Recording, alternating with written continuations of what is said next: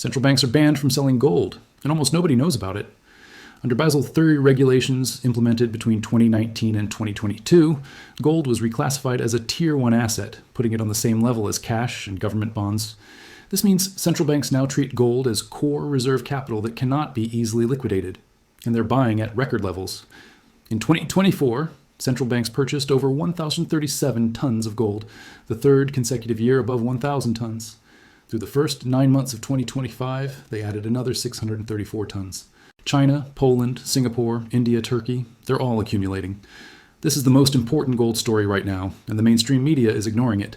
In the next 13 minutes, I'm going to show you why central banks can't sell gold anymore, why they're buying at unprecedented levels, and why this creates a once-in-a-decade opportunity for you. Hit subscribe and turn on notifications, because tomorrow I'm releasing the coming gold shortage, where to buy before it's gone. Let's go. To understand what's happening, you need to understand Basel III. The Basel Accords are international banking regulations designed to ensure financial stability by setting capital requirements for banks and financial institutions. Basel III was finalized after the 2008 financial crisis and phased in between 2013 and 2022. One of the most significant but underreported changes was the reclassification of physical gold. Under previous Basel rules, gold held by central banks was classified as a Tier 3 asset, meaning it was considered a volatile commodity with significant risk weight. This classification discouraged banks from holding large gold reserves because they had to hold additional capital against it. But under Basel III, physical allocated gold, meaning gold that is owned outright and stored in vaults, not paper claims, was upgraded to a Tier 1 asset with zero risk weight.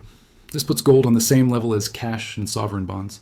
What does this mean in practice? It means central banks can now count physical gold as core capital without needing to hold offsetting reserves. This makes gold incredibly attractive to hold and extremely difficult to sell. Selling Tier 1 assets weakens a bank's capital position, which triggers regulatory scrutiny and can force the institution to raise capital elsewhere. In other words, once gold is classified as Tier 1, central banks are effectively locked into holding it. Selling becomes a last resort, not a routine balance sheet adjustment. At the same time, central banks around the world have been accumulating gold at record levels. In 2022, central banks purchased approximately 1,082 tons of gold. In 2023, they bought around 137 tons. In 2024, purchases exceeded 137 tons again, marking 3 consecutive years above 1,000 tons, unprecedented in modern history. Through the first 3 quarters of 2025, central banks added approximately 634 tons, and full year 2025 is expected to exceed 800 tons. The largest buyers are China, Poland, Singapore, India, and Turkey. China officially reports holding 2,264 tons of gold as of late 2025, but independent analysts estimate the true figure could be 4,000 tons or higher because China buys gold through unofficial channels to avoid moving the market. Poland has been one of the most aggressive buyers, increasing reserves from around 103 tons in 2018 to over 370 tons by 2025. Singapore's central bank has quietly doubled its gold holdings in recent years. At the same time, several European central banks have been repatriating gold, physically moving it out of the New York Federal Reserve and Bank of England vaults back to their home countries.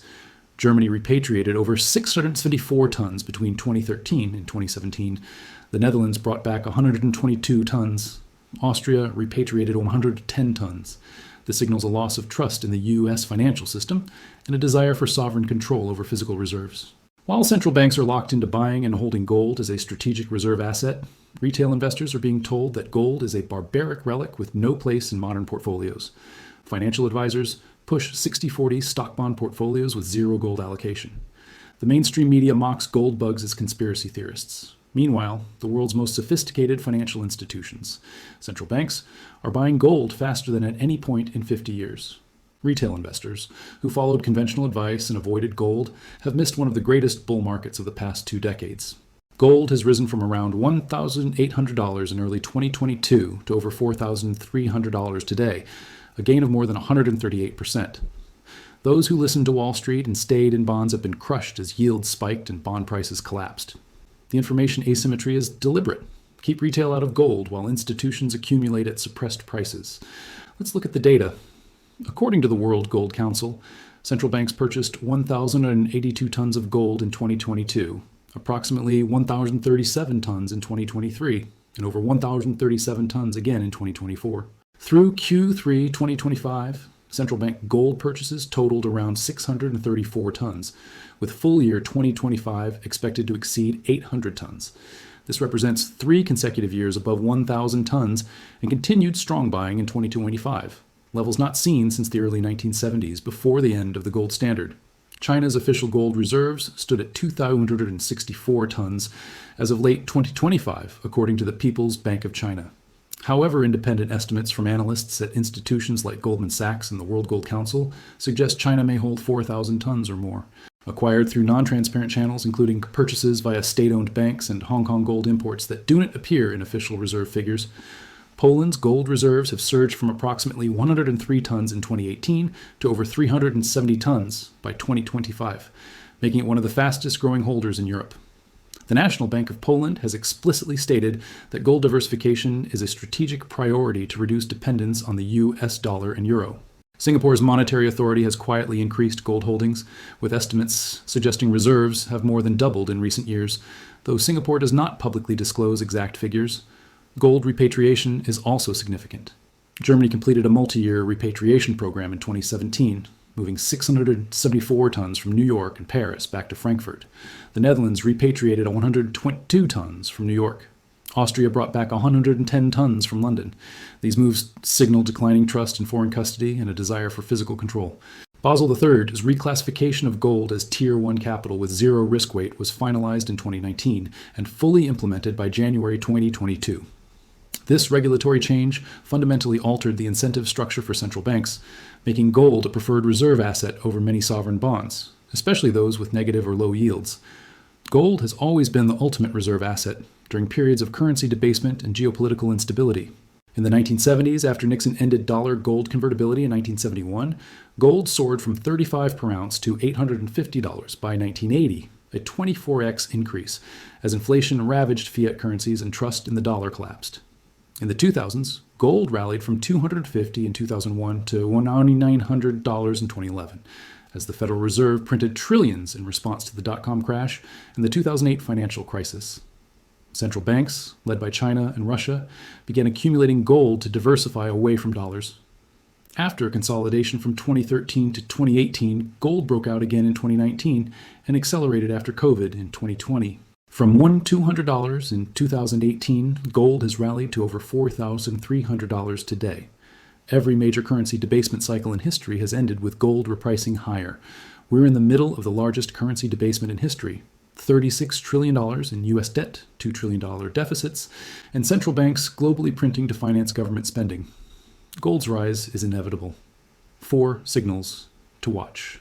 Signal 1, watch for gold to break and hold above $1,400 per ounce for at least 5 consecutive trading days. This level represents a psychological and technical breakout that confirms the next leg toward $5,000 and beyond. If gold consolidates above $4,500, the path to $6,000 opens quickly. Signal 2, watch for a major central bank, particularly China or Russia, to announce a large unreported gold stockpile of 500 tons or more. If China reveals it holds 4,000 or 5,000 tons instead of the official 2,264 tons, it will trigger panic buying and send gold vertical. Signal 3, watch for delivery delays or force majeure declarations at the London Bullion Market Association, or COMEX.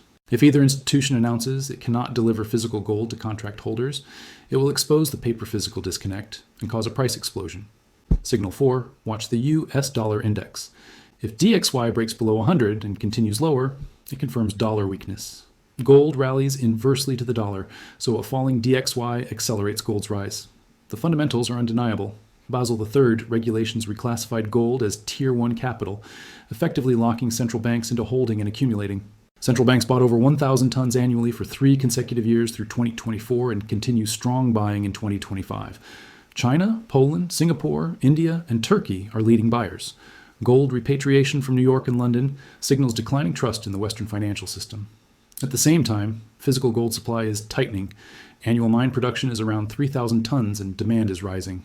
Investment demand, jewelry demand, and central bank demand together exceed new supply. Above-ground gold inventories are finite. As central banks lock up more supply in reserves, less gold is available for private investors.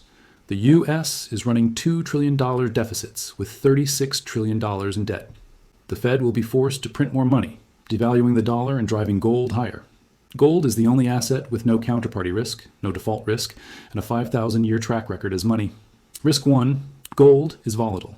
It can correct 10% to 20% during bull markets. If you're buying, be prepared for pullbacks and don't use leverage. Risk 2, paper gold, ETFs like GLD may not track physical prices during a shortage. In a delivery crisis, ETFs could face liquidity issues. Physical ownership is safer. Risk 3, timing tops is impossible. Gold bull markets end with parabolic blow-offs. Set profit targets and don't get greedy. Smart play. Accumulate physical gold, coins and bars during dips, dollar cost average. Hold for the long-term structural move to 10,000 plus. And the mainstream media and Wall Street will tell you gold pays no yield, has no cash flow, and is a relic. This is psychological warfare to keep you out while central banks accumulate. If gold were irrelevant, why are central banks buying 1,000 plus tons per year? Why did Basel III reclassify it as Tier 1? Why are countries repatriating gold from New York? Trust the actions of central banks, not the words of Wall Street. Scenario 1, 50% probability. Gold grinds steadily higher throughout 2026, reaching $5,000 to $5,500 by year end. Central banks add 800 to 1,000 tons. Physical premiums rise, but supply remains available. This is the base case. Scenario 2, 30% probability. A supply shock or dollar crisis triggers a parabolic spike to $6,000 to $7,000 within 6 to 9 months. COMEX or LBMA faces delivery stress. Physical premiums explode. This is the squeeze scenario. Scenario 3, 20% probability. Gold consolidates between $4,000 and $4,500 through mid-2026. The breakout is delayed until late 2026 or early 2027 due to temporary dollar strength or coordinated central bank intervention. Timeline, watch Q1 and Q2 2026. If gold breaks $4,500 and holds, the move to 5,000 plus accelerates. Basel III reclassified gold as Tier 1 capital, effectively banning central banks from selling. Central banks bought over 1,000 tons annually for 3 years and continue accumulating. China, Poland, Singapore, India, and Turkey are leading buyers. Gold repatriation signals declining trust in the West. Gold is at $4,300. Watch 4 signals: break above $4,500, major stockpile announcement, COMEX delivery stress, and DXY below 100. The window to 5,000 plus opened. Subscribe for tomorrow's The Coming Gold Shortage, where to buy before it's gone. Comment: are you holding physical gold?